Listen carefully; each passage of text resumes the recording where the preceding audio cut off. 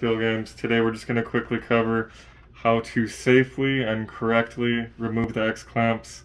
I see a lot of people online, even some techs that I look up to, use a screwdriver and go like this and pop it, and I cringe, and then I'm surprised that they do it that way because, like I said, I look up to some of them. But anyhow, this is, in my opinion, the best, safest, most effective and efficient way. It literally takes seconds. And again, it's very safe. So first things first, you want to avoid being near any traces. So you don't want to be over here or over here, because look at all those sea of traces that could easily be damaged. So you want to hit these. And when you do, you're going to put the tool in there and you're going to twist it like that and put your energy upwards to where if it does slip or pop or anything, it's just going to come towards you. It's not going to go and damage the board. So you're going to come in there, boom.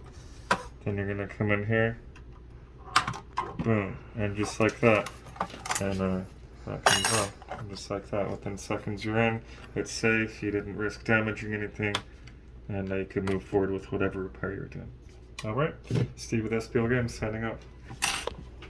It needs to be